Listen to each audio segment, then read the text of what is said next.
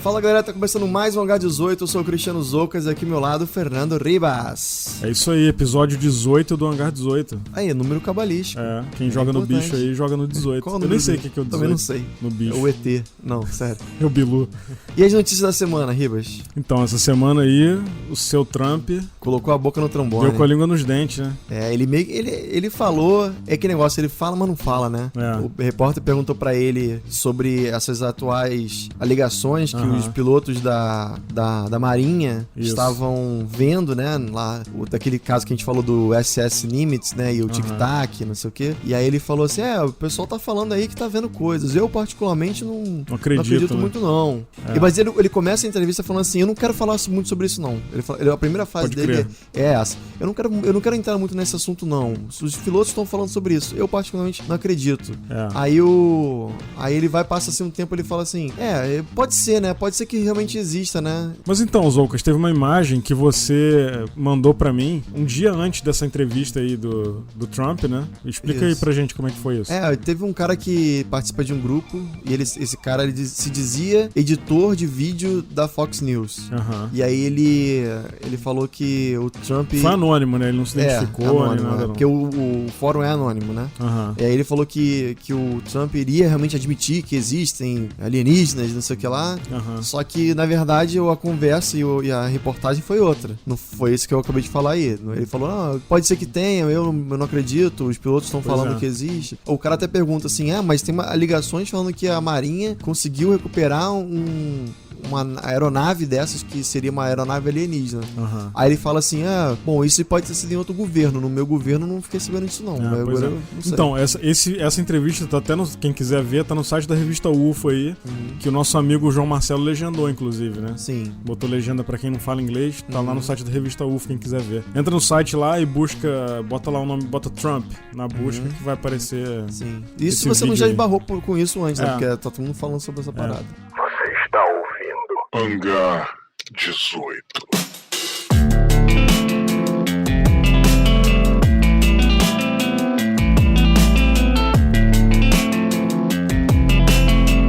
Agora tem muita coisa acontecendo, né, cara? Tem. Muita coisa. Aquele grupo de ufólogo que a gente participa, do João Marcelo Gepuz, compartilharam um vídeo de uma... Não sei se foi, acho que foi uma foto. De um OVNI que apareceu, que fotografaram de lá da ISS, da Estação Espacial. Você viu isso? Vi. Aí teve um ufólogo que trabalhou na imagem, ampliou e deu um formato direitinho do... Exatamente, o formato do modelo esportivo. Modelo esportivo do nosso amigo Bob. Azar. Bizarro. Tem muita coisa acontecendo. Eu não sei se tem muita coisa acontecendo ou se é porque agora a gente só vive falando de ufologia. Cara, mas tá estranho, hein? Tá estranho porque tem muita coisa na mídia agora, cara. A data limite aí, a data limite tá chegando. Sei lá, cara. O negócio assim, o negócio até que eu esclarecer, a gente fala brincando de data limite o tempo todo, mas eu não acredito que vai ser a data limite, vai descer um disco voador no Maracanã e vai leve-me ao seu líder. Eu acho que assim, a data limite, como é uma coisa que foi falada pelo Chico Xavier, e o Chico Xavier sendo uma pessoa espiritualizada, né, e tudo mais, eu acho que vai ser, segundo ele, é uma coisa assim, o ser humano vai começar a caminhar para uma direção onde no futuro ele poderá vir a ver e se comunicar com os irmãozinhos de outras orbes. Pois eu também não acho que as coisas vão mudar da hora pra outra também não, cara. Acho que é uma coisa muito... como você falou, é algo muito sutil que pode ser que alguma... Sei lá, tô viajando aqui, mas... E esse que chama de disclosure, né, a abertura ufológica, né, seria a tradução literal, eu acho que não vai ser com o Trump falando, então, os ETs existem. Eu acho que vai ser com realmente a população indo atrás e catando migalhas que a soma dessas migalhas vai ser realmente a prova que já existe, né? O Pentágono já afirmou, sabe? O Trump falou que existe, sabe? Os pilotos de caça estão vendo isso. Então, assim, se ele falou que os pilotos de caça estão vendo isso, logo, os relatos desses pilotos de caça são reais. Né? Que até tá naquele programa lá do History Channel, que é o Unidentified. Eu sempre fico com problema de falar com mas você falou certo. Unidentified. Então, assim, tudo que tá nesse programa logo é real. Entendeu? Aconteceu. Sim. Se o Trump afirmou isso, né? O único problema do Trump é que, assim, eu vi essa entrevista dele aí que tá no site da revista UFO. Ele fala tanta zoeira, eu mas acho que as pessoas não levam ele a sério. Mas dessa vez eu achei que até que ele não foi tão zoeiro, não. Achei que até que nessa entrevista ele tava sério. Falou Mas o que eu tô querendo dizer é que as pessoas não levam ele, no geral, não levam ele a sério. Sim. Entendeu? Porque ele faz piada, é aquela história que a gente já conhece, entendeu? Resumindo, eu acho que ele não transmite muita credibilidade pra falar disso. Por exemplo, uma pessoa cética que vai ver a entrevista e vai falar, esse cara tá de zoeira. É isso, entendeu? Basicamente. Mas que já é bastante coisa baseado no que a gente tem. Por mais que o cara seja um zoeiro, você tem que ver que o cara é presidente de uma potência mundial. Sim. Que é os Estados Unidos. Né? Então, zoeiras à parte... A questão toda é que o tal do Lou Elizondo, que faz o programa, junto com o Tom DeLonge e tem outras pessoas envolvidas, ele tá tentando levar essa questão no Senado americano. Que é o seguinte, a preocupação deles, e que todos os pilotos estão falando, estão vindo a público falar, é que existe alguma coisa que ameaça a soberania do espaço aéreo e marítimo dos Estados Unidos. E se você tá fazendo um treinamento da Marinha e aparece um OVNI e você não sabe o que é... um problema, você tem um problema, não. Então por que parece não ser um problema? Por que o presidente, o Senado e todo mundo leva isso como se fosse uma coisa... Porque eles devem saber, ué. Porque a impressão que dá é como se que o OVNI fosse um passarinho voando. Ninguém liga pro passarinho voando. É que nem, por exemplo, imagina... Ninguém quer saber de onde o passarinho tá indo, pra onde tá vindo. E parece que é a mesma coisa com os OVNIs, né? É como se fosse um fenômeno natural. Acontece. Sim. O OVNI aparece, Imagina que você é segurança de uma boate. Você é segurança da boate. Do nada começa a entrar um cara mega estranho lá na boate, não fala com você, o cara tem acesso a tudo. Aí você chega pro dono e fala, pô, esse cara tá entrando aqui, fazendo e acontecendo. Aí o dono chega pra você e fala, não, cara, deixa quieto aí. Deixa ele aí. Só que você trabalha na boate, né? Você é o caso. Exatamente. Deve ser a mesma situação. Os caras. Pois é. Porque essa informação não deve chegar em todos os níveis, né? Dos militares. Não é todo militar que deve saber. Não, nesse caso foi todo militar, porque eles viram. Tem mais de 100 pessoas Não, sim. Mas o que eu tô querendo dizer é o seguinte: vamos supor aqui que as altas patentes militares saibam e a galera mais abaixo eles avistam. Que é. Exatamente. Sim. Eles avistam, mas eles não sabem a origem, não sabem o que é. Entendeu?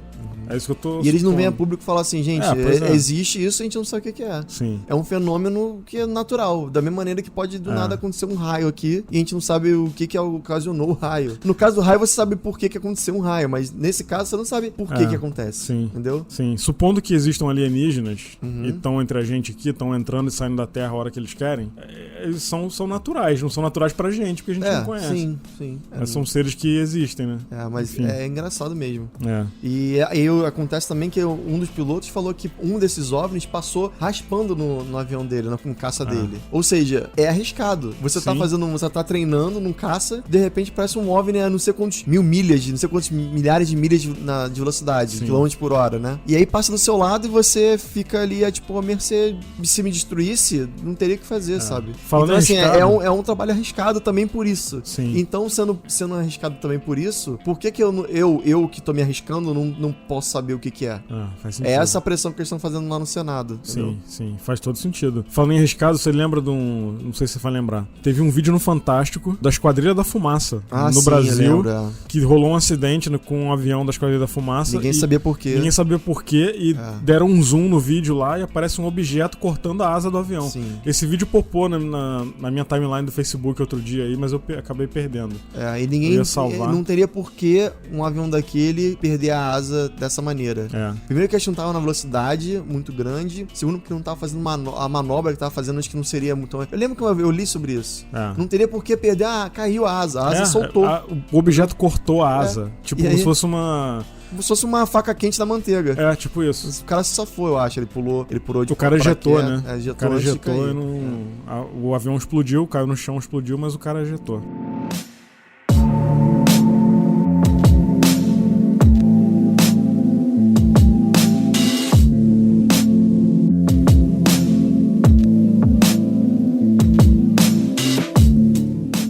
Então, o que mais, Gibas? O que a gente tem essa semana? Então, aí? Vamos pedir pros nossos ouvintes aí continuarem avaliando a gente nas plataformas. Lembrando que lá no Spotify, pelo que a gente viu, não tem avaliação, né? Até alguns ouvintes mandaram mensagem pra gente no Instagram perguntando como é que era. E a gente acho que o Spotify, ele reage a partir dos dos... É quando você segue, você passa a seguir. Você não segue... é só ouvir, né? Isso. Tem um botãozinho de seguir lá, de assinar o podcast. A partir daí, conforme você vai tendo mais assinantes, vai aumentando a relevância. É basicamente o Deezer isso. A gente não consegue colocar, os caras não respondem a gente. Pois é. Enfim. Você não quer na pobreza, não vai querer quando tiver rico também. Não, tipo... Pois é. E aí, Riba, achei que a gente tem mais essa semana. Então, aqueles agradecimentos de sempre, né? Dos nossos ouvintes que estão dando aquela força pra gente, compartilhando nas redes sociais e fazendo stories. Quando a gente publica um episódio, né? A galera compartilha, indica pros amigos e diz que tá ouvindo. E aí tem uns nomes aqui que eu guardei, ó. Victor Ribeiro, Larissa Santos, Felipe Bomani, Davi Arbelo, Lincoln Sardinha, Ander Navarro, Kellen Pedroso, que é lá de Porto Alegre, Daiane Ruaíra, Daniela Hang. Inclusive, a Daniela Hang, é até bom a gente falar dela aqui. Ela é veterinária. Ela mandou uma mensagem pra gente aí, ó. Lembra dela? Que ela comentou que ela estaria disposta a ajudar até o Carlos. O Carlos sobre o caso dos chupacabras. Isso, né? Vamos fazer essa ponte aí. E ela pode ser a nossa consultora, veterinária consultora do hangar aí. Porque a gente precisa de um físico, a gente precisa de veterinária bióloga, isso né? Aí. Todas as áreas de humanas e exatas fazem parte da ufologia. Então, isso. Todo mundo que puder ajudar é legal. Exato. E tem um outro ouvinte aí, ó, Rio Cirlei, ele fez uma tirinha irada do chupacabras. A gente compartilhou. A gente compartilhou aí, quem segue a gente viu. Um balde de orelhas, como se fosse batata frita. Exato. Ele fez um cartãozinho lá, inspirado no nosso episódio com o nosso amigo Carlos Alberto Machado. Um outro abraço aqui grande pro Andrei, lá do Mundo Freak, cara. O Andrei Fernandes deu uma moral pra gente. Ele deu uma moral pra gente no Twitter. Uma galera lá passou a seguir a gente. Bem-vindo todo mundo que veio pelo Andrei. Então, isso aí. Sintam-se abraçados. Isso aí. Você está ouvindo Hangar 18. E aí, Zoucas, a gente vai estar em breve aí em alguns podcasts aí como convidados, né? Tem o Drone Pod que vai rolar, que é um podcast sobre drones. Inclusive, eu até vou corrigir aqui porque eu falei besteira. Não me lembro qual foi o episódio.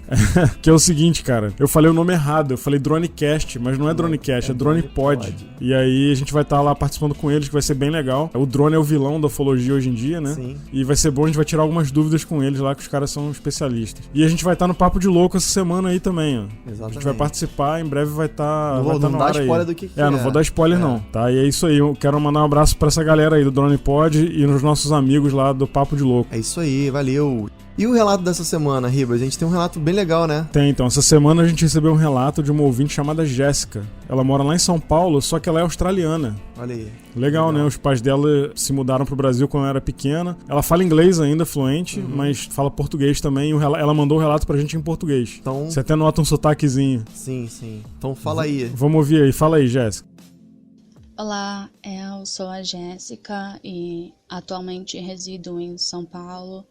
Eu tenho uma história para contar, mas não sei se é paranormal ou mais para o sentido UFO.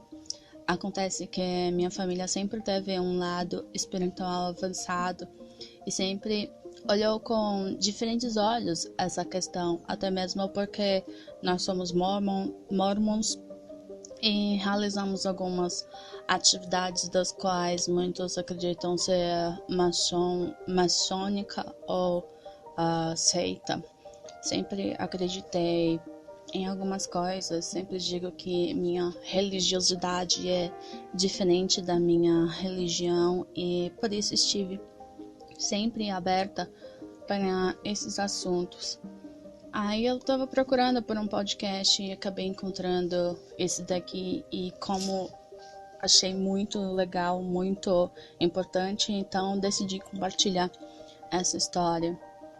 Eu tinha aproximadamente 14 anos quando isso aconteceu.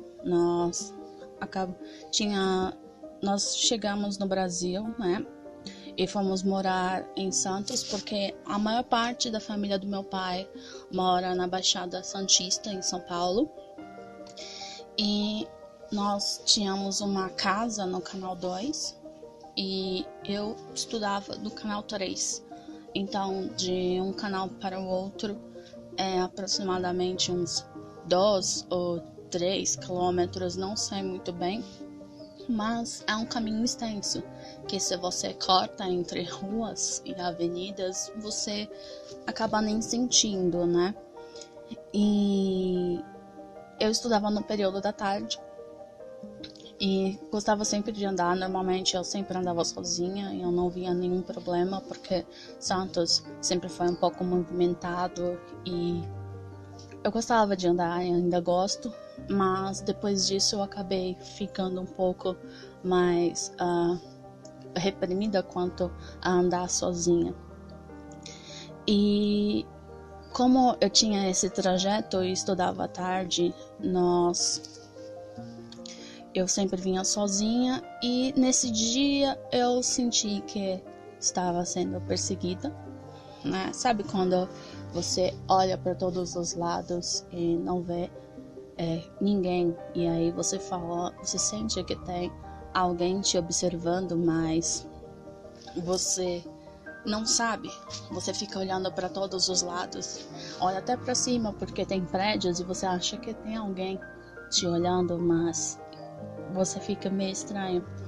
E tava entardecendo e eu não me sentia muito bem porque eu senti uma pressão muito grande e meu ouvido começou a ficar um pouco com zumbidos. Quando você normalmente pode ser que seja uma queda de pressão ou não sei, cientificamente pode ser que seja isso, mas eu fiquei um pouco, atordoada. A minha visão começou um pouco a embaçar e eu fiquei desesperada. E eu sentia que tinha alguém me olhando. E eu atravessei a rua, atravessei outra, comecei a cortar ruas, porque eu sentia que tinha algo de errado. E o engraçado é que não tinha ninguém nas ruas e eu tava me desesperando a mais e mais. E depois disso, aí eu senti algo estranho e eu olhei para cima, para o céu. Eu vi uma luz.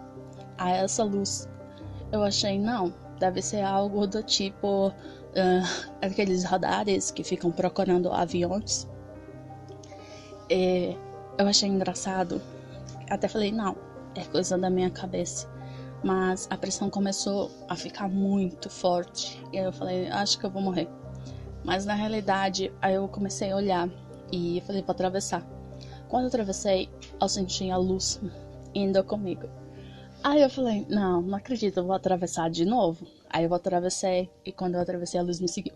Aí eu comecei a andar em zigue-zague, a luz estava me seguindo. Aí eu falei, meu Deus, o que é isso? Vou morrer. E de repente eu não sabia mais o que eu estava fazendo e eu comecei a correr. Corri e atravessava de um lado para o outro e a luz me seguindo. E eu comecei a entrar em pânico. Foi engraçado. Foi muito engraçado. Hoje eu acho graça, mas naquela época, naquele momento, eu tava desesperada. E foi muito engraçado. Eu cheguei, bati no portão. Era um portão grande.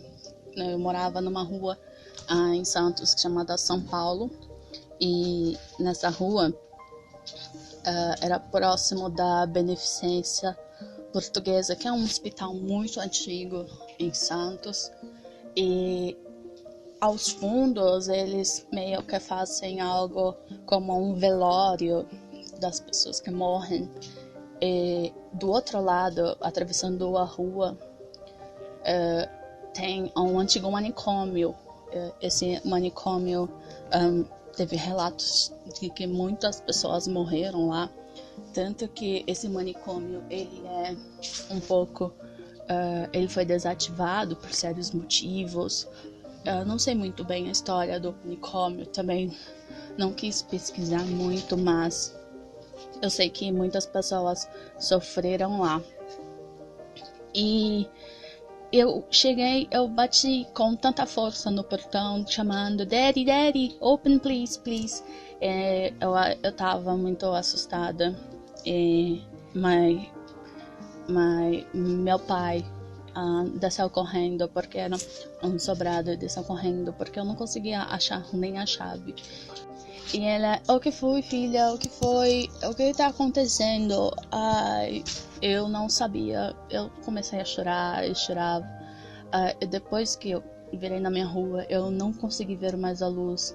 E eu chorava e eu tava muito pálida, passando muito mal. Minha mãe começou a achar que tinha acontecido algo, ou que tinham me molestado, ou alguma coisa assim. E foi muito engraçado porque ela começou a chorar e meu pai ficou muito desesperado. E aí até eu tava soluçando e eu não conseguia falar e eu tenho asma. E ficou muito complicado pra falar até eu me acalmar, eu tive um ataque. E depois disso eu falei pro meu pai, falei, olha, tava acontecendo isso.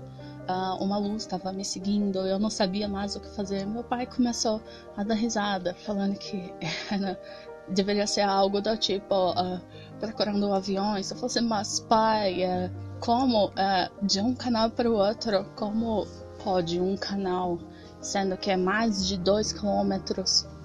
E ele disse, pode ser que tenha sido, pode ser que não. E até hoje todo mundo fica dando risada quanto isso, mas naquela época eu fiquei muito sentida quanto o que aconteceu, tanto que eu acabei passando mal, fiquei doente, foi quase 2 meses doente, fiquei com a minha imunidade baixa depois do ocorrido.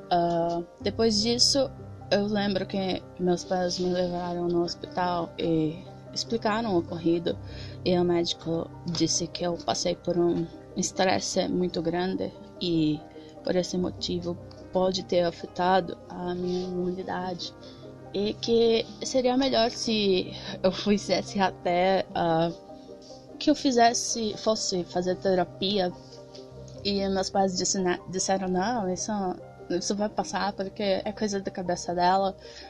Enfim, depois disso eu sei que eles acabaram decidindo se mudar e nós nos mudamos ali do canal 2 para o canal 4, canal 3, canal 4.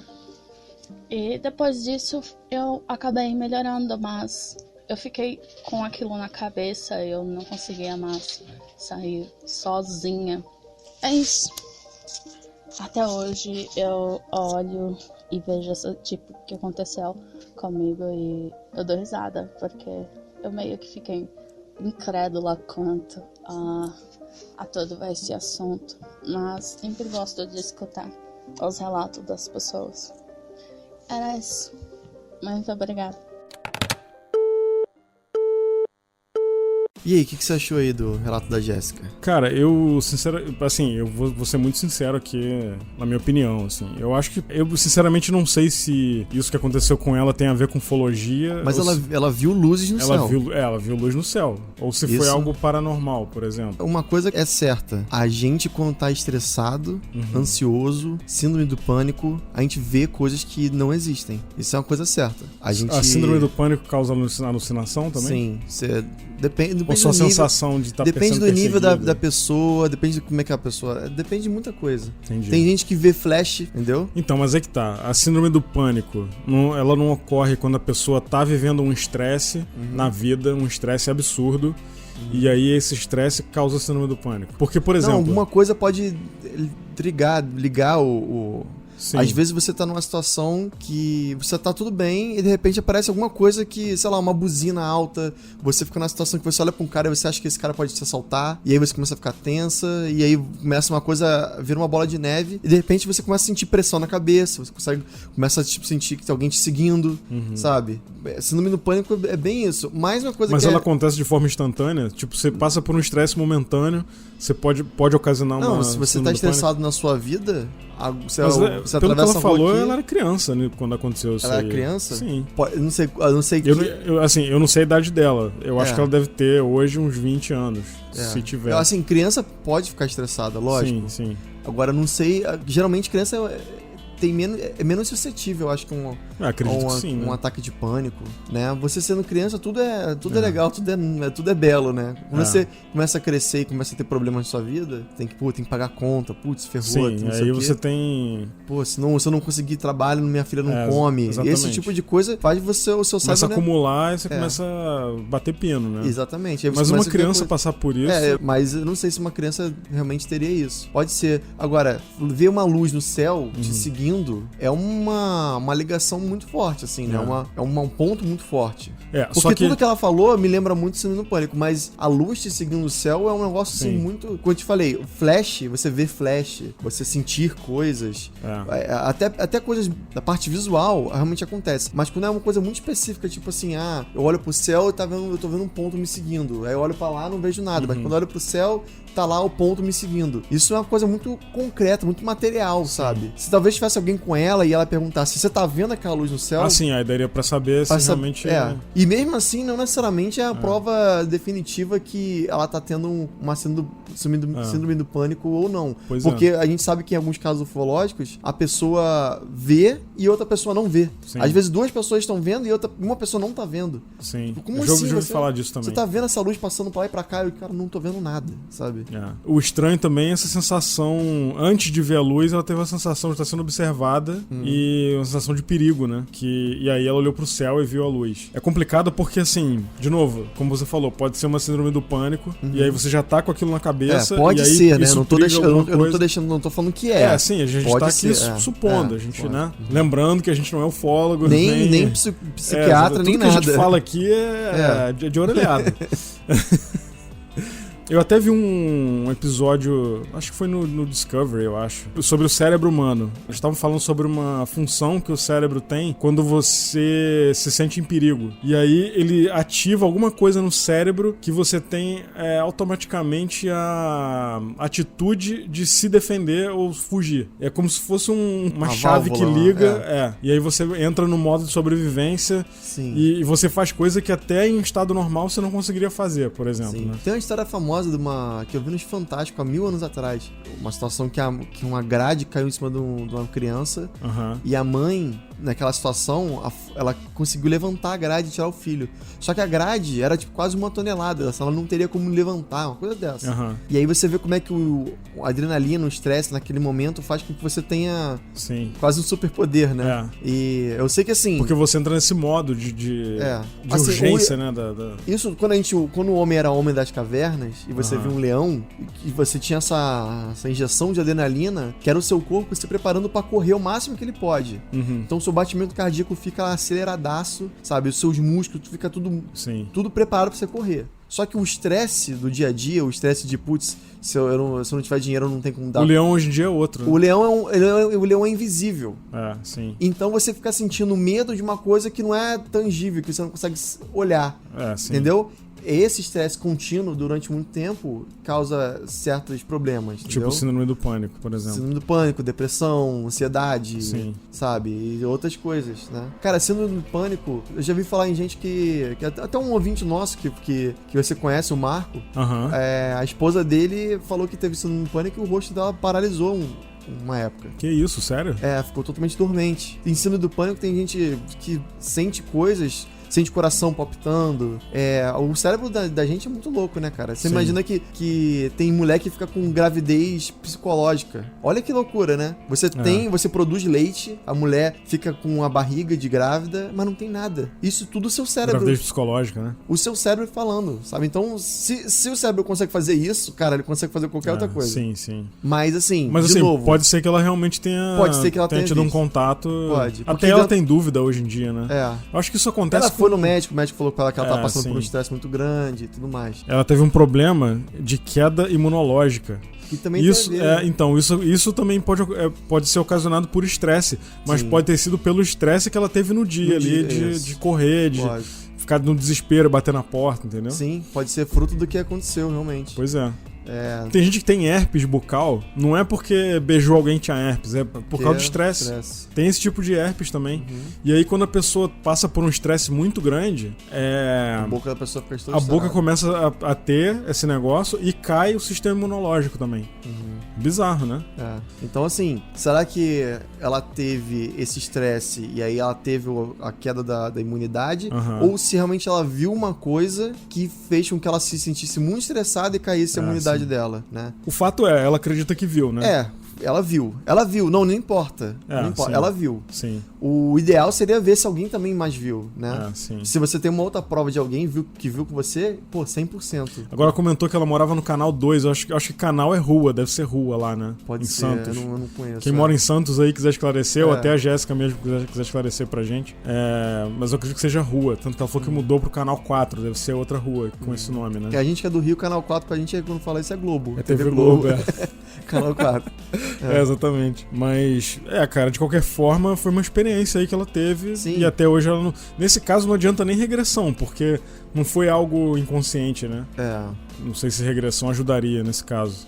Assim, acho que regressão ajuda sempre em tudo, né? Que tenha sido ufológico ou não, né? Se você voltar e você tentar ver de outra maneira, te ajuda a, talvez, ver melhor a vida de outro prisma, né? Ver a vida de outro ângulo. O que me intriga mais, né, nesse caso e até em outros, é que a gente já falou disso aqui, é a sensação do peixinho dourado no aquário. Sabe quando o peixinho tá no aquário e você vem com a rede pra pegar? O peixe deve sentir medo, porque pra ele não sabe o que é uma rede. O que é uma rede? Vindo do céu, né? Então, exato. Então é um medo inconsciente, cara, que vem... Eu já senti isso algumas vezes, né? Mas não relacionado à ufologia, né? E eu até assisti um vídeo daquele cara que a gente já falou dele aqui também, o David Paulides, que ele investiga gente que sumiu em Parque Nacional nos Estados Unidos. Ele teve a sensação numa floresta. Ele sentiu que o vento parou, os pássaros pararam de cantar, ficou um silêncio absoluto e ele sentiu que estava sendo observado. No meio do mato, sabe? A sensação de se sentir observado é muito ruim. Uma vez eu tava andando eu tava no Rio, no litoral, né? Não na praia, não em Copacabana, mas em Cabo Frio, que é região dos lagos, né, no Rio. Sim. Fazendo uma caminhada com a minha mãe na praia. E foi tava só eu e ela. Não, foi baixa temporada, não tinha ninguém na praia. Só eu Cabo e minha Frio, mãe. Baixa temporada, vem aqueles rolos de feno rolando no meio da rua. Exatamente. Né? Eu tava com a minha mãe lá e a gente tava caminhando na praia, fazendo caminhada, assim, normal.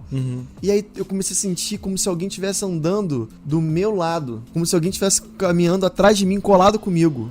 Assim, tipo... Eu olhava pra trás, assim, que nada, sensação estranha, né? E não tinha ninguém. Aí andava mais um pouco, assim, 10 minutos depois eu olhava pra trás de novo, não tinha ninguém. E continuei andando, e minha mãe normal. Aí daqui a pouco, assim, passou meia hora, assim, minha mãe falou assim, você tá sentindo como se tivesse alguém andando atrás de você? Eu fiquei, como assim, você também tá sentindo? Ela, tô sentindo isso. Eu falei, não, porque eu também tô sentindo isso. Foi igual o vulto que eu vi com meu amigo lá. Ó. Foi uma coisa assim também?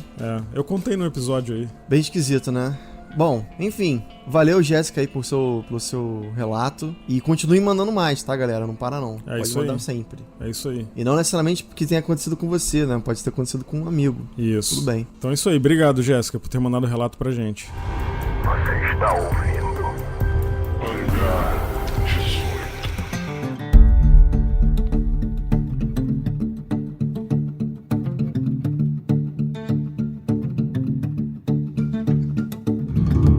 É isso aí, Zoucas. Vamos lá pro nosso tema principal da semana, que é um caso que a gente já comentou aqui algumas vezes, né? Bem assim... a gente já citou, né, esse caso aqui. Por alto, Foi um caso que aconteceu em 1897. Isso. Foi bem antes da era moderna, né, dos discos voadores, que... Século XIX. Lembra que a era moderna dos discos voadores começou em 47, né? Principalmente nos anos 50, ali período pós-guerra, né? E começo da Guerra Fria. Mas esse é muito inusitado e diferente, porque 1897 era vitoriana, né? Sim. As pessoas tinham uma outra cabeça. Os Estados Unidos, onde se passa essa história, era um outro lugar, muito mais deserto, né? Do que... Sabe como que eu imagino os Estados Unidos nessa época? Igual daquele filme A Bruxa. Mas é essa época aí. Galera pessoal no meio extremamente do mato, religioso, né? E era Velho Oeste. 1897 era Velho Oeste. Bizarro. Red Dead Redemption. E eles estavam realmente saindo da costa leste, indo pra costa oeste. Esses pioneiros, né? Eles realmente foram as primeiras pessoas a morar em lugares que não era na costa. Porque na costa é muito tranquilo você morar, né? Perto da praia. Mais ameno, né? Mais a menos. Mas agora você vai pro Texas, né? Não, imagina essa época no inverno, que a gente já conhece o inverno como é que é, né, na América do Norte. Imagina como é que era nessa época, que não tinha calefação nas casas, não tinha aquecedor, não tinha era nada. lenha, tudo é lenha, imagina, né? cara, desespero. Se você não arruma lenha, você... E comida também ficava escassa, porque Era caça, né? Era caça. Os bichos hibernavam ou morriam no inverno. Sim. A não ser que você realmente tenha uma cidade, né? Depois que chega a cidade, chega a ferrovia, aí chega realmente coisas que você pode comprar, né? E começa finalmente a poder comprar comida. Mas antes disso você tem que sobreviver da caça, né? Pode parecer que essas coisas que a gente tá falando não faz parte do episódio, tá saindo muito pela tangente, mas é legal a gente falar pra pintar o contexto da época que o fato aconteceu. Exatamente, porque a gente faz isso também. A gente tende a analisar coisas antigas com a nossa cabeça atual. Sim. Né? Então hoje a gente tem uma facilidade absurda pra tudo. Pra pesquisar, pra achar qualquer coisa, né? Naquela época não tinha nem eletricidade, não existia ainda, né? Nessa época. Essa época aí foi um período, assim, ficção científica era uma coisa, assim, muito diferente, né? Antes de 1897 já existia, por exemplo, o Frankenstein. Sim. Mas não se falava em foguetes, ida pro espaço. Homem na Lua.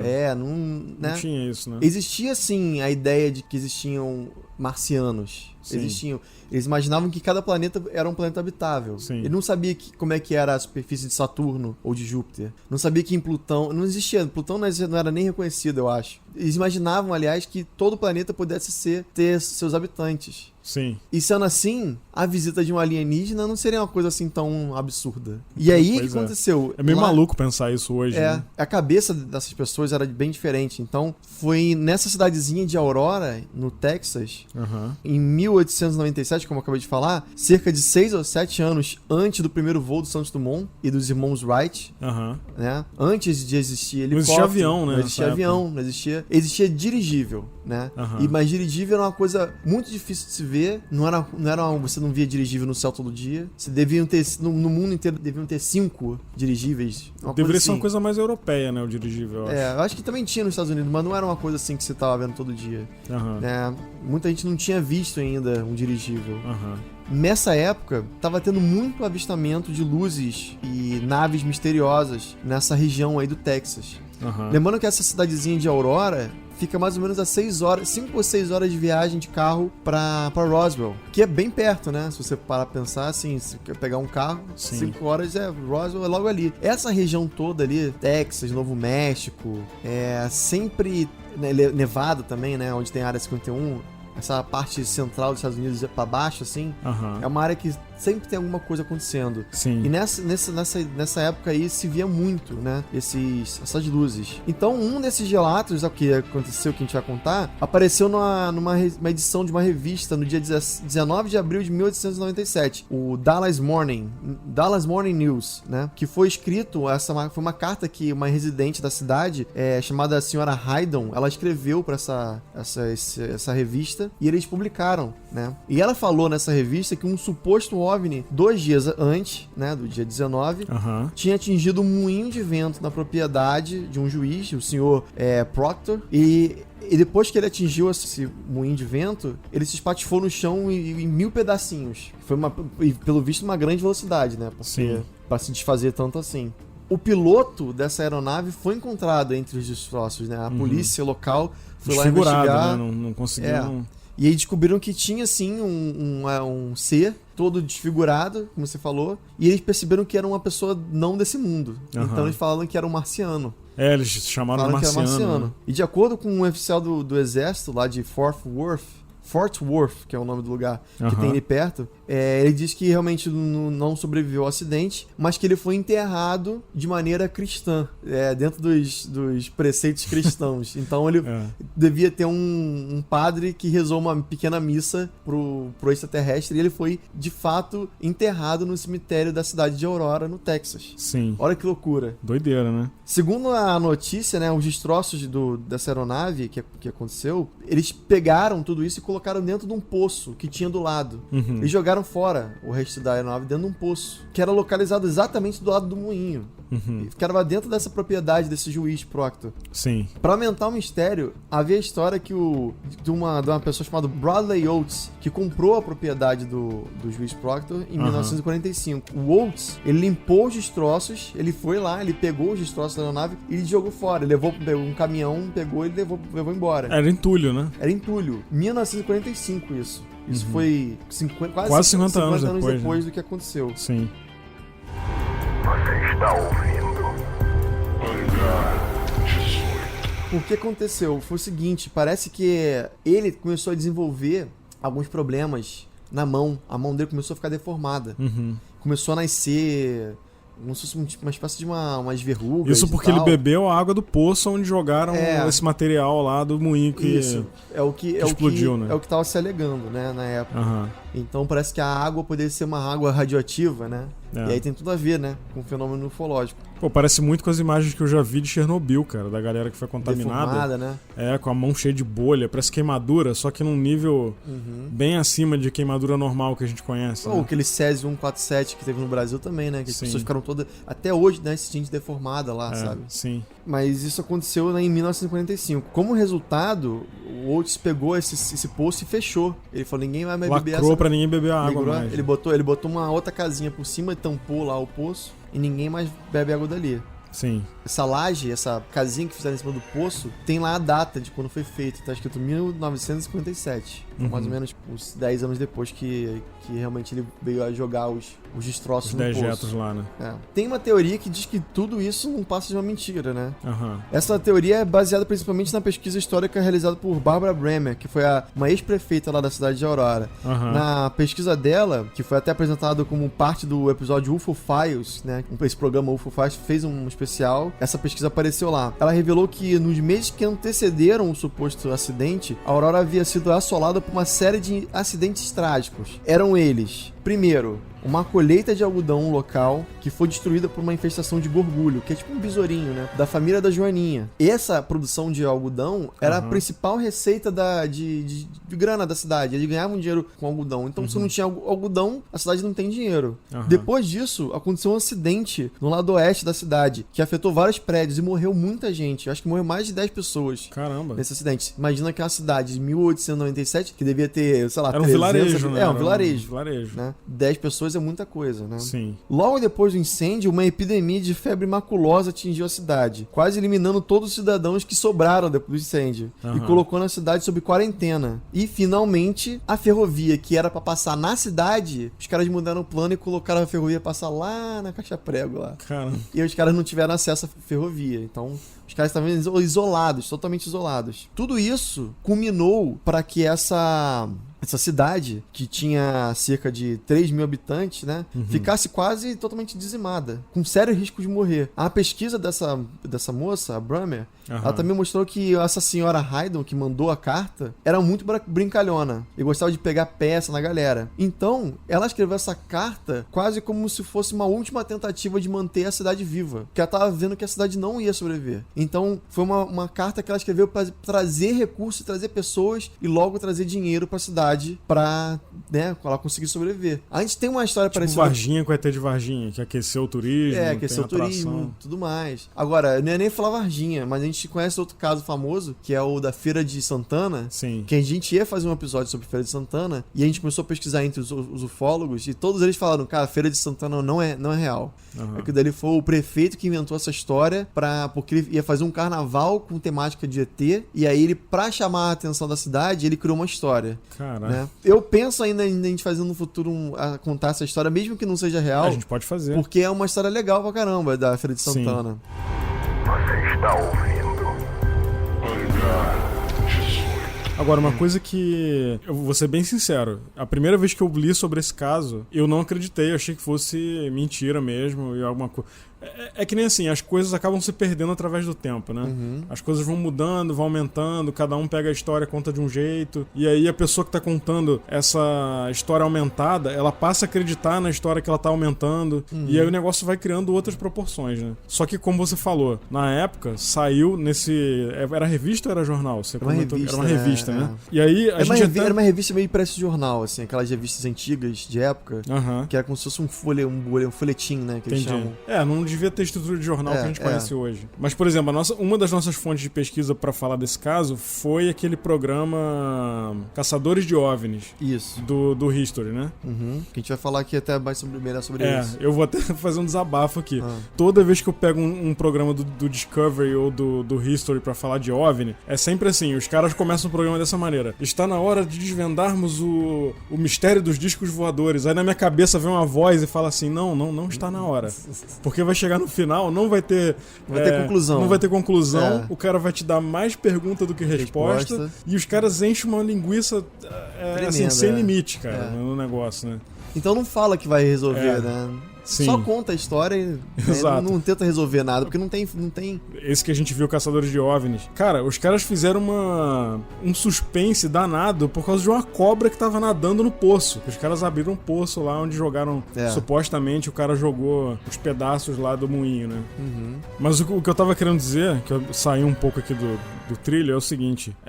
Eu achava que, assim, à primeira vista, né? Quando eu fiquei sabendo desse caso, eu não conhecia esse caso. Eu achava que era uma história que foi aumentada, inventada, e aí tiveram outras versões ao longo do tempo. Só que na mesma época, saiu em jornais, assim, nos Estados Unidos inteiro, cara. Eu tenho uma lista aqui, ó, que foi avistamento de objetos voadores não identificados. E aí, a gente volta no ponto que você falou, que nessa época não existia avião, cara. Não existia helicóptero, sabe? Não era comum ver coisa no céu, sabe?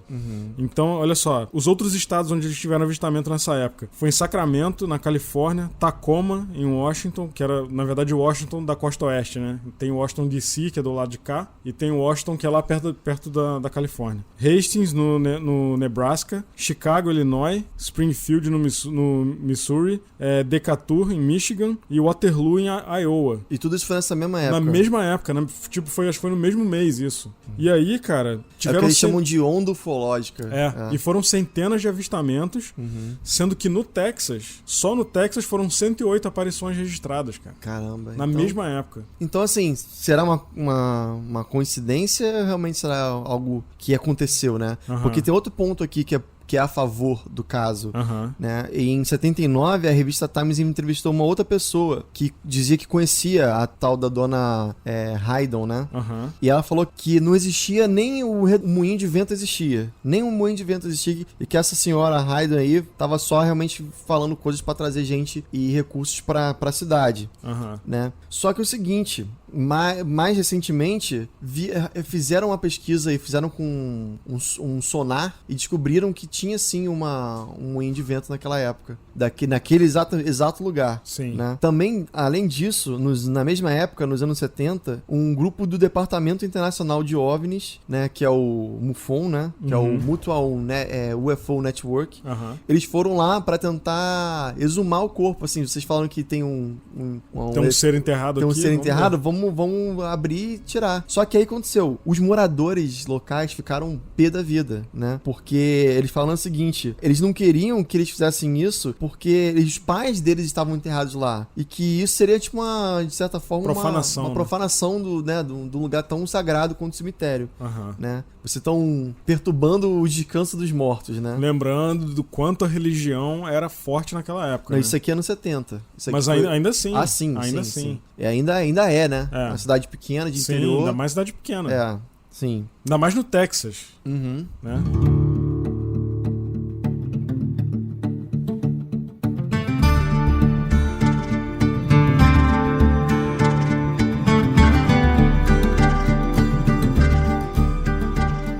Então vamos falar um pouquinho melhor sobre as investigações que aconteceram nessa época. Tiveram várias investigações em torno desse caso, né? O mais que se destacou, assim, foi um que foi transmitido pela estação de televisão local, que é a KDFW, da Fox. E essas investigações, na época, foram transmitidas pela TV a cabo, né? Eles fizeram um relatório depois. E em 98, essa mesma emissora que eu citei anteriormente aí, eles soltaram um relatório sobre esse caso de Aurora, né? O repórter Richard Ray entrevistou um ex-repórter chamado Jim Mars, que ele era do Fort Worth, que você citou agora há pouco. Fort Worth Star-Telegram. E outros moradores locais, que disseram que algo ocorreu em Aurora. Ou seja, os moradores confirmavam essa história, né, e tal. No entanto, o relatório que o Ray fez foi incapaz de encontrar evidências conclusivas da vida ou de tecnologia extraterrestre. O Ray informou que o estado do Texas, na época, ele ergueu uma placa histórica na cidade que descreve todo esse incidente que aconteceu lá na cidade, né? E aí virou uma lenda local. Tem uma placa que eu achei uma foto da cidade lá. Essa placa aí que ele fala. Essa placa aí, eu traduzi ela. Eu cortei algumas partes porque ela é bem longa, ela não fala de tudo, ela não fala só desse incidente, né? Tá escrito assim, ó. As sepulturas mais antigas deste local datam do início da década de 60 e do século XIX. São elas das famílias Randall e Rowlett, Annis Dudley Beauchamp, Também tem um confederado veterano do Mississippi que doou um terreno de 3 acres para a cidade de Aurora. Em 1877, por muitos anos, esse cemitério comunitário foi conhecido como cemitério maçônico. Beauchamp e a sua esposa Caroline e outros de sua família também estão enterrados aqui. Uma epidemia que assolou o vilarejo em 1891 adicionou muitas sepulturas ao local também. E essa epidemia foi chamada de febre maculosa pelos colonizadores, né? Eles chamam de settlers, né? A tradução é certa? Colonizadores. A doença nos dias atuais, isso aí é um parêntese que eu adicionei, tá? Essa doença, febre maculosa, hoje ela é conhecida como um tipo de meningite, que na época eles não sabiam o que era, e aí a galera dava nome, né? Tinha peste negra, e aí tinha essa febre maculosa que as pessoas morreram naquela época. Não tinha recurso, né, cara? Não tinha remédio, não tinha meningite pesquisa. Hoje em dia já é difícil, né? Pois é. E aí chegou a parte do alienígena lá. Esse local também é conhecido pela lenda, tá escrito lenda na placa. Também é conhecido pela lenda de uma espaçonave que caiu por volta de 1897, onde o piloto foi morto no acidente e foi enterrado aqui. É isso que tá escrito na placa lá. É uma placa geral, né? Falando das pessoas que estão ali, o que fez parte da história da cidade. E aí, lenda ou verdade, esse assunto dessa queda faz parte da história da cidade. Faz parte. Né? Essa desculpa de que a mulher inventou pra... Eu não sei se uma invenção dessa salvaria uma cidade nessa época, sabe? A gente vê Varginha hoje em dia, cara. Varginha... Tu acha que... Eu já ouvi as pessoas falando isso sobre Varginha, que inventaram pra aumentar o turismo lá, pra trazer gente. Cara, eu não vejo Varginha sendo tão evoluída quanto era em 97, sabe? Não, mas acho que por causa disso que eu tô querendo dizer. Tenha... Acho que na época talvez tenha sido um pico de pessoas lá assim, cara. Acho que na época ajudou. Não, tudo bem. Mas ao longo dos anos as pessoas perdem interesse e voltam, né? Sim. Mas assim... Como ela falou, talvez tenha sido o último recurso, a última coisa que ela pensou, assim, vou trazer pra criar essa história. Pode ser, né? Sim. A gente tem que fazer aqui também o papel que fosse salvar alguma coisa. Tem que fazer o papel também do advogado diabo, né? Sim. Mas eu sei que em 2005 teve uma investigação feita pelo UFO Files, né? Que é esse programa aí que tem. Eles chamaram esse caso Aurora de o Roswell do Texas, né? E nesse episódio que aconteceu eles contaram, né, com a investigação que aconteceu em 1973, liderada pelo Bill Casey, um escritor de aviação do jornal Dallas Times, e também ele é diretor do MUFON, né? Acabei de falar. O MUFON descobriu 2 novas testemunhas sobre esse caso e que realmente viram, né?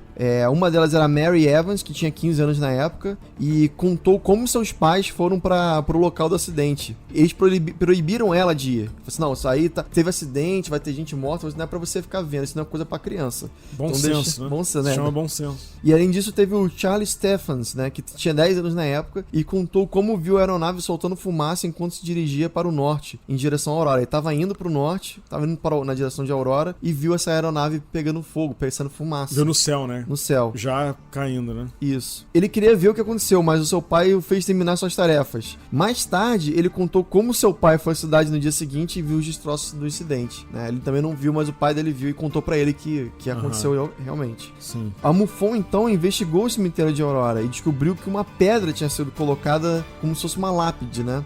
Não bem uma lápide, é uma pedra só pra servir pra marcar que ali tinha alguma coisa. Sim. Tipo quando você enterra um bicho e bota um negócio lá. Você não vai pagar uma grana pra fazer uma lápide linda, né? De mármore, Carrara. Exatamente. Né? E aí, nessa pedra, eles fizeram um desenho de um disco voador, né?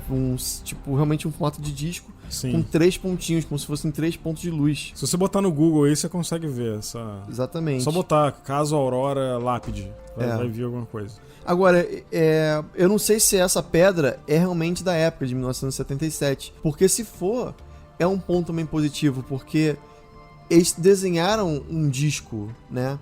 E não desenharam um dirigível. Um dirigível, por mais que tenha esse formato que lembre de charuto, ele é diferente. Ele teria aquela cesta embaixo, né? Ele teria o lugar de pessoas. E a pessoa não desenhou isso. Sim. Desenhou realmente esse formato de disco com 3 furos no meio, como se fossem 3 pontos de luz, né? Após as investigações da MUFON, parece que essa pedra desapareceu. Tiraram a pedra, sumiram com a pedra, né? Sumiu misteriosamente. Foi a prefeitura da cidade? Os moradores? O que foi? Ninguém sabe. Eu sei que parece que depois disso alguém colocou um cano no lugar pra marcar onde ficava a pedra. Botaram um cano. Que é só realmente qualquer coisa pra mostrar que ali é o lugar, né? O relatório da MUFON acabou afirmando que a evidência era inconclusiva. mas não descartou a possibilidade de uma fraude e até mesmo a tentativa de acobertamento, né? Porque se você tira uma pedra ali, por que você faria isso? É uma pedra pesada. Pela foto você vê que não é uma pedrinha pequena. Sim. É assim, exige um tipo de maquinário para tirar essa pedra. Sim. E o cara, pra você fazer todo esse esforço pra tirar uma pedra, porque você quer muito tirar essa pedra, né? Será que foram os cidadãos locais? Será que foi a prefeitura? E ela tá em pé, né? Ou seja, ela deve estar enterrada pra baixo, assim, pra baixo do solo. Deve ter mais um pedação dela pra dentro. É. Então, assim, pode também ser um tipo de acobertamento. Você está ouvindo? No dia 19 de novembro de 2008, o programa, que é já bem mais recente, esse programa, o Caçadores de UFO, né? Caçadores de OVNIs, Isso. eles foram lá para fazer mais uma investigação. O documentário apresentou uma mudança notável da história dos arquivos de UFO, né? Aham. E o sobrinho do Waltz, que é o cara que eu falei que comprou a propriedade do juiz, lembra? Que é onde caiu o disco. Aham. O sobrinho dele, ele, que é atual proprietário, né, dessa fazenda, né? Uhum. Dessa fazenda, né, onde tem esse poço, né? O poço que selaram, né? Que Sim. o avô dele, né, tinha selado. Sim. Permitiu que os investigadores dessem um fim, né? Com a conclusão final, entre aspas aí, bem entre aspas, né? Porque não tem uma conclusão final. Então eles liberaram os caras de tirarem a tampa do poço para ver se tinha o tal dos restos do OVNI lá dentro. Sim. E aí vem a minha revolta que eu comentei lá no início, desses programas que investiga o pé grande, investiga OVNI, não tem conclusão, cara. Os caras te dão mais perguntas do que resposta, o negócio acaba e é isso. Pois sabe? Não, e assim, qualquer coisa é uma coisa meio sensacionalista, né? Porque eles tentam qualquer coisinha, eles já colocam um Os clima, caras têm que entregar um programa de bota- 45 minutos. É. Então os caras têm que encher a linguiça de alguma forma. Aí, por exemplo, dentro do poço tinha uma cobra. Nossa, os caras fizeram Aí- um drama por causa da cobra, Nossa, cara. tem alguma coisa dentro do poço, o que será? Não, aí tu Oh, já meu pensa, Deus. caralho, o alienígena tá vivo. Tá vivo, né? Não, Aí é uma cobra. Vai pro comercial, quando volta é uma cobra. Né? Tipo isso. Enfim, eles abriram um poço, viram que tinha essa cobra lá, tiraram a cobra, rasparam o fundo do poço, né? Eu achei que até fizeram até meio mal feito, porque teve um cara lá que ele tava tendo uma tempestade no dia e eles estavam com medo de ter um raio. Então o cara foi rápido, ele falou, pega aí qualquer coisa do fundo, só pra pegar, né? Pega uma amostra de água e pega um pouco de pedra do fundo, pra gente conseguir provar que tem alguma coisa. Só que, pô, não é assim que você faz, né? O ideal seria você retirar toda a água, pegar tudo que tá indo do poço, peneirar, né? Pra você ver se você consegue pegar um tipo de metal. Então achei, assim, que fizeram meio mambembe, assim, sabe? Sim. E aí eles realmente pegaram essa água e fizeram um exame melhor na água e viram que a água realmente estava com muito alumínio, né? E que é uma coisa, né, Que até... confirma que existiu um moinho, né, por exemplo. E aí revelou que na água tinha realmente um alto nível de alumínio. Sim. E realmente, né, faria sentido. Então, a comprovação que eles acharam com esse alumínio que acharam no poço foi que a história de que a nave se chocou com o moinho e explodiu, e os caras pegaram, logo depois, né, pegaram os destroços e jogaram nesse poço, confirmou que existia um moinho naquela época lá, que botaram em dúvida, inclusive, Isso. né? Ou que a aeronave era feita de alumínio. Não sei, a gente vai saber qual Podia material. ter na composição, né, do metal, né? Pois é, eu sei que nessa investigação eles perceberam que além do alumínio tinha um outro elemento lá que ninguém sabia dizer o que era. No gráfico, lá o espectrograma lá que chamam pra saber que tipo, tem um pouco, é uma liga, né, de metal. Sim. Tem ferro, tem alumínio, magnésio, tem coisa assim. Um desses níveis estava muito alto. E as pessoas botaram em dúvida o que poderia ser, porque não era alumínio nem ferro, então era um outro tipo de metal, né? Essa questão também ficou um pouco no ar, assim.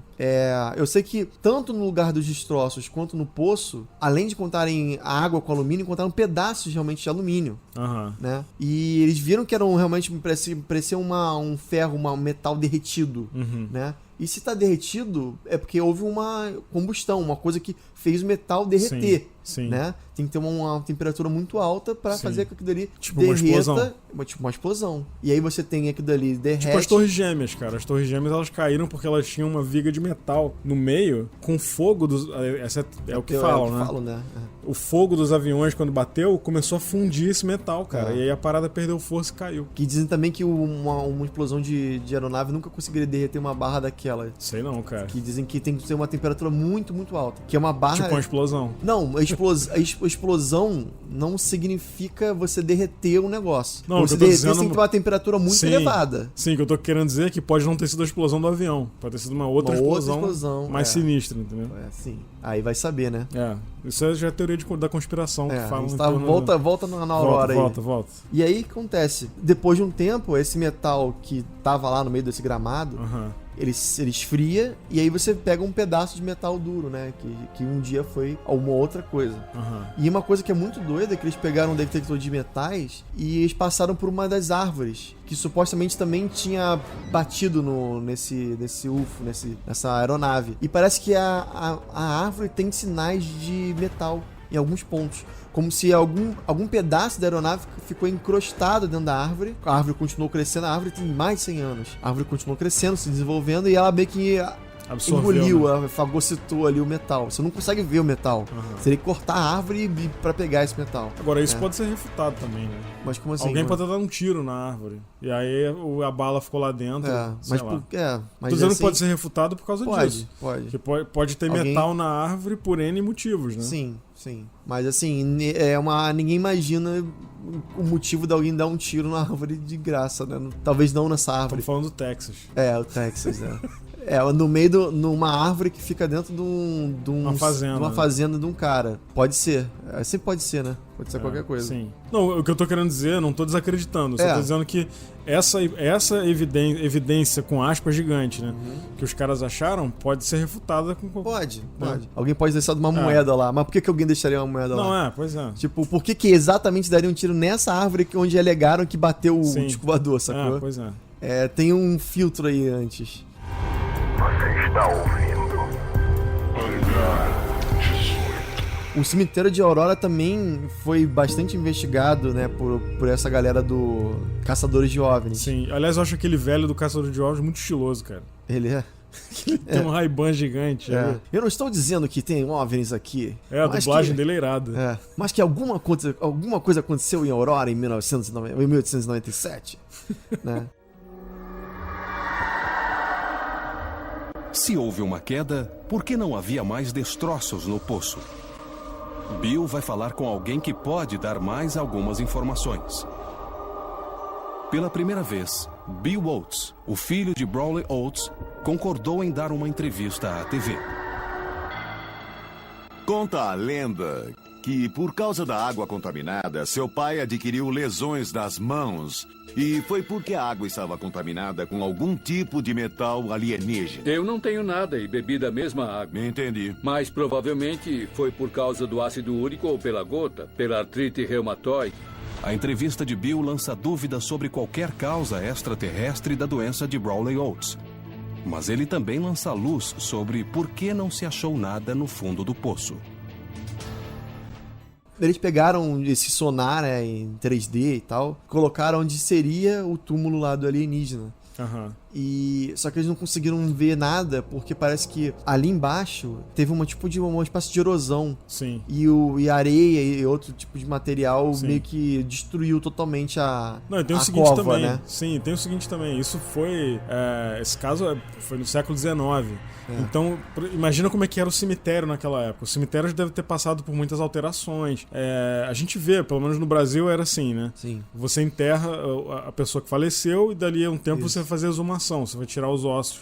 E aí você vai depositar em outro lugar pra poder abrir espaço, por exemplo. Vamos dizer assim. Os caras, eles não sabem onde tá o bicho enterrado hoje. Se é que tá lá ainda, né? Não tinha nem nenhum tipo de... Hoje em dia não tem nenhum tipo de demarcação. Não tem nada. Então eles conseguiram adivinhar onde seria através de fotos da época. Eles tentaram traçar um quadrante. Fizeram uma triangulação e falaram assim, essa árvore dali tá pra lá, então essa aqui tá pra cá, logo é aqui. Sim. Né? E aí realmente eles pegaram uma área grande e fizeram passaram esse scanner e viram que não tinha nada. Mas não ter nada não significa que nunca existiu nada. Pode ser que tenha existido em alguma época. Pode ser que tenha sido retirado e levado para outro lugar. Pode ser também. que tenha sido retirado porque começou dos anos 70, a galera começou a ir pra lá. É. Os cidadãos estavam pé da vida com essas investigações. Pode ser depois disso. Assim, vamos tirar isso aqui daqui? Sim. Vamos mudar isso aqui pra acabar com esse negócio de vez? Entendeu? É. Esse é o caso Aurora. E pode não ter acontecido nada também, né? Pode Pode ter sido um nada. caô. Pode ser tudo da história da dona Sim. Haydon, né? Sim. Haydon.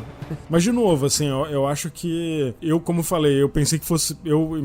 À primeira vista, né? Eu não acreditei, assim. Eu tenho um pouco de pé atrás com essa história ainda. Hoje. Lendo e pesquisando. Mas o fato de ter tido avistamento nos Estados Unidos inteiro naquela época, pra mim, é um sinal, sabe? É aquele sinal de que onde tem fumaça, tem fogo. Como todas as histórias que são muito antigas, elas vão se perdendo, né, cara? Imagina o caso Varginha daqui a 100 anos, por exemplo. Acho que as pessoas nem vão lembrar. Se não acontecer nada mais importante. Se ninguém via a Tony falar, né? E mostrar uma prova. Cara, pois é. Uma foto, Tem gente que não conhece a notícia oficial dos OVNIs, cara. Que aconteceu no Brasil, sabe? Tem gente que nunca ouviu falar nesse caso. Então imagina um caso do século XIX, onde não tinha nada, não tinha máquina fotográfica, não tinha tecnologia. As pessoas sobreviviam, né? As pessoas não tinham vida que a gente tem hoje, com o conforto que a gente tem hoje. E aí muita coisa nessa cidade foi mudando ao longo do tempo. Mas pode ter acontecido também, né? Pode, sempre pode. A conclusão do programa é que pode. Não, e aí, cara... Tá falando... porque assim, o que eu entendi do programa foi o seguinte: os caras foram lá, eles apenas acharam algumas evidências que suportam a história que foi contada. Tipo, sim, os céticos falaram, não tinha moinho ali. Isso é uma prova bem legal. Os caras provaram que sim, tinha um moinho. Tinha um moinho, que era do lado do poço. Eles falaram que jogaram os destroços no poço. Sim, foi encontrado um pedaço de metal, realmente. Não, mas tudo bem que o cara falou que tiraram o metal e levaram, um caminhão levou embora. Mas ainda assim encontraram leitura de metal e pedacinhos de metal lá naquele lugar. Tem 3 pessoas que falaram, né? Que viram, né? Além 3 testemunhas oculares. Então, assim, são pontos a favor também. Não são só pontos contra. Mas as pessoas que são testemunhas não estão mais vivas hoje, né? Isso tem mais de 100 anos. Não, mas geralmente é o neto. Meu avô contava essa história. Exatamente. Sim. Quem você conhece hoje que estava vivo em 1897? Não, ninguém. Não, mas talvez o seu bisavô, seu avô, né? Sim. Não meu avô, não digo meu avô, mas talvez o pai dele, né? O nosso bisavô. Sim. Bisavô, exatamente. Porque, por exemplo, meu avô não tá vivo mais. Meu avô é de 1913. Sim. Então, 1912, aliás. Meu avô também por aí. Então, o pai dele, com certeza, é dessa época. Sim. Então, é uma história que, assim, vai virando um pouco de telefone sem fio, né? E vai se adicionando coisas, elementos novos vão se adicionando, outras coisas importantes vão se perdendo. Sim. Né? A é história um mistério tá sempre... que fica no ar e não tem conclusão. Acho que nunca vai ter. Esse caso aí virou lenda, né? Virou lenda porque cai naquele terreno do eu quero acreditar. Porque... Inclusive, cara, essas provas aí que eles acharam pra confirmar, pra embasar a história que foi contada, são provas que podem sim ser refutadas. Porque, por exemplo, no século XIX, era comum usar um machado pra cortar uma lenha, era comum usar faca. Não que não seja hoje, no Texas. No Texas, você vê crianças de 12 anos com faca na cintura, indo no circo, sei lá. Sim. Não no circo, que não existe circo mais. Mas sei lá, a gente conhece uma família do Kentucky, que a gente viajou pra lá em 2013. Porra, os moleque de 12 anos andando armado, na rua, andando com uma faca na cintura. Que hoje você não tem por que você ter uma arma, você andar armado na cidade, porque teoricamente você deveria ter polícia, né? Mas naquela época era mais normal ainda você usar esse tipo de objeto pra fazer as coisas. Você caçava, você cortava lenha, você não tinha luz, né? Então, sei lá, achar metal num poço pode ser uma coisa... Nessa investigação eles também perceberam que a maneira como esse metal foi feito não é feito hoje em dia. Porque na metalúrgica lá, né, eles fazem uma liga de metal, eles colocam tanta porcentagem de alumínio, tanta porcentagem de ferro, não sei o que, não sei o que lá. Outra liga, né? Pra ser mais manufaturado, pra você conseguir vender. Tem que ser dessa maneira, pra você conseguir vender e ganhar algum lucro e tudo mais. Só que a maneira que esse metal foi feita vai contra isso. E aí pode ser um ponto a favor ou contra. Porque pode ser um ponto a favor no sentido que, assim, então pode ser um metal extraterrestre. Pode ser uma liga feita por realmente um ser extraterrestre, que não é uma coisa normal desse mundo. Ou pode ser que naquela época essa liga de metal era feita de outra maneira. A maneira como uma panela era feita, por exemplo, era diferente. Talvez tinha mais ferro, talvez tinha mais alumínio. A gente usava chumbo, a gente usava telha de amianto, e a telha de amianto é mega cancerígeno. Tinha coisa de chumbo, né? Que é chumbo. Coisa de chumbo, que depois viram que... Então, assim, a maneira como é que é produzido o metal também vai mudando com o tempo. Sim. Então, assim, fica no ar essa pergunta. Será que esse metal, por ser feito de uma maneira diferente, era porque era realmente extraterrestre ou porque era feito na época de uma maneira diferente? Né? Ninguém sabe dizer. Verdade. Mas o que eu tava querendo dizer é o seguinte: a gente supondo que realmente tem uma raça alienígena visitando a Terra, a gente não sabe a agenda deles, né? Pra que eles vêm? Porque, assim, um fato se tem alienígena vindo aqui, eles não estão vindo pra fazer zoeirinha pra mutilar uma vaca de sacanagem, sabe? Eu acredito que não seja isso. Ou vem porque pode vir, sabe? Se o humano tivesse uma nave capaz de, sei lá, ir para o limite do sistema solar, sem preservando a vida humana, que é muito longe, né? Um ser humano não sobreviveria a essa viagem pelo tempo. A gente ia, cara. Se a gente tivesse uma nave que fosse capaz de fazer isso, a gente ia. Só porque... por motivo de curiosidade e pesquisa, sabe? Então isso pode ser um motivo. Mas nessa época, era mais fácil ainda. Se caso exista vida extraterrestre e eles estão vindo aqui, era muito mais fácil, porque não tinha como a gente fotografar, não tinha como registrar em vídeo, não tinha nada disso, né? Então pode ser que eles estejam vindo aqui há muito tempo. E o que casa com isso, eu vi essa semana um vídeo do Bob Lazar, inclusive, falando que uma das teorias dele é que algumas dessas naves que ele viu na Área 51, elas foram achadas de maneira arqueológica. Estavam enterradas aqui. Olha aí. Pode casar com coisas dessa época, né? Pode. Ou, sei lá, vai que os caras estão planejando uma invasão e já tem algum hardware alienígena aqui na Terra só esperando pra ser usado, sabe? É um negócio que eu não consigo conceber. Se você consegue atravessar uma galáxia e você vai e vem aqui na Terra e cai. É como se você vai com um fusquinha e atravessa a galáxia. Chega lá no outro planeta, o fusquinha morre lá, pum, e para de funcionar. Cara, mas imagina o seguinte... Vamos assumir que a teoria do Bob Lazar é verdade. A teoria não, a história do Bob Lazar é verdade. Que a nave é muito simples, ela só tem um gerador de gravidade ali com ela, e ela faz velocidades absurdas por causa daquele gerador de gravidade. Mas esse gerador não é muito simples. Não é simples. Ele é simples de forma, como é que eu vou explicar? Não de funcionamento. Ele é simples de maneira visual, por exemplo. Não é uma coisa complicada que eu tô querendo dizer. Não é cheio de fio, ele é direto, né? Ele pode dar defeito. Vai que ele dá um defeito e a nave perde o campo gravitacional, tá na velocidade sinistra, e aí o alien não tem o que fazer. Acho que tem uma entrevista dele no Joe Rogan que ele fala um negócio que é interessante. Eu acho que é ele que fala assim, do elemento 115, né? E o elemento 115 é o que é o combustível da aeronave, desse disco. Aqui na Terra não existe elemento 115 que você consegue pegar por aí. Você tem que criar. Ou você tem que criar do zero, você tem que fazer esse elemento. Mas talvez imagina um mundo onde o elemento 115 é o ar que eles respiram, por exemplo. Tipo a gasolina pra Ou gente então, aqui na Terra. Que seja uma gasolina, que eles consigam um petróleo deles, que eles consigam pegar esse elemento 115 de maneira muito fácil. E aí você tem na sua mão um combustível que a gente não tem, mas eles têm. Sim. Então pra eles viajar no espaço é muito óbvio e fácil e rápido. Enquanto a gente não tem esse combustível, logo não é fácil, não é rápido. É difícil, sabe, é trabalhoso, é custoso. Sabe o que tu me lembrou agora? Aquele filme Distrito 9, que os alienígenas desceram na África e a nave tava quebrada e um dos alienígenas lá ficou, sei lá, 10 anos juntando o líquido que ele achava no lixão lá dos pedaços da nave que caiu pra poder juntar uma quantidade pra ele poder ir embora pro planeta dele. É tipo isso. Pra ele tá escasso aqui, né? É uma coisa escassa aqui na Terra. Mas que no planeta dele foi uma coisa normal. Exatamente. Né? Tem um amigo meu, eu não vou nem citar o nome dele aqui, mas ele é religioso e tal, ele tem a religião dele. Ele acredita que exista vida fora da Terra, mas ele não acha que tenha chegado até aqui. Muita gente tem essa crença também, né?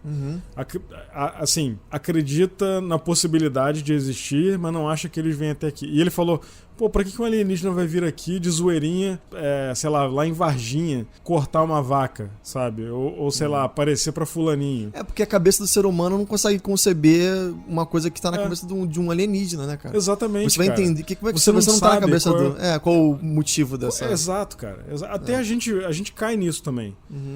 Acho que no último episódio a gente falou, pô, mas como assim o alienígena vai chamar. Foi o caso da Mariana, nossa ouvinte. Pô, vai levar ela, vai tirar ela dos pais? Como assim? Ele vai. Cara, ele não sabe o que é pai e mãe. Ele pode ser um clone. E ele não tem esse conceito de pai e mãe na cabeça. Que ele vai separar uma criança do pai e da mãe, sabe? A gente tem que sair um pouco da nossa caixinha de mentalidade humana das coisas, sabe?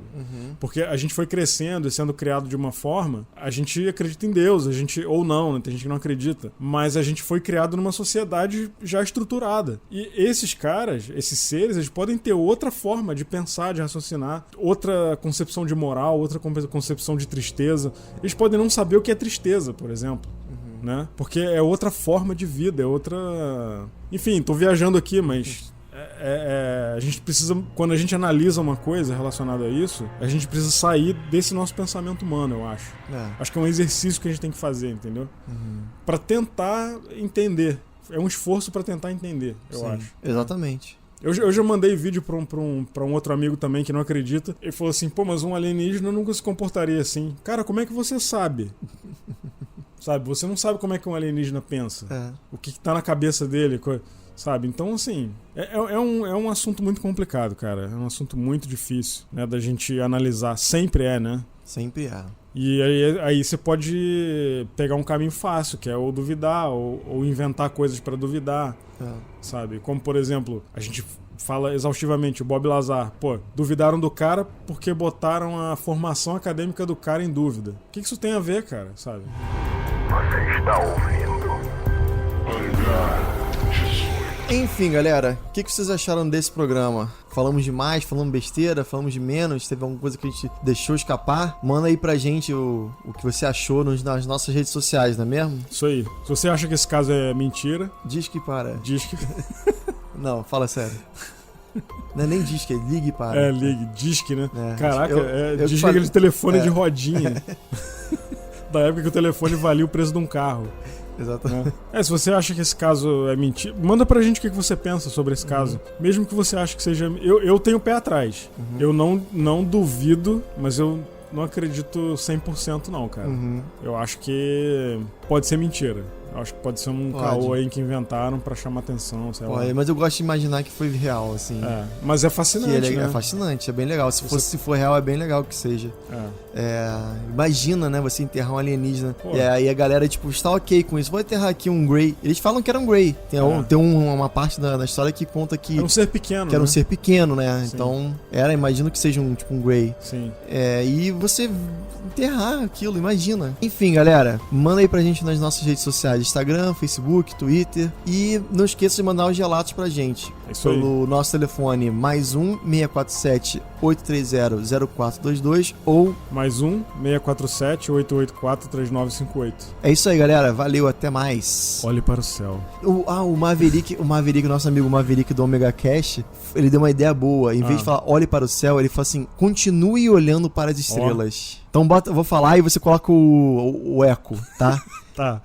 E galera, não se esqueça, continue olhando para as estrelas.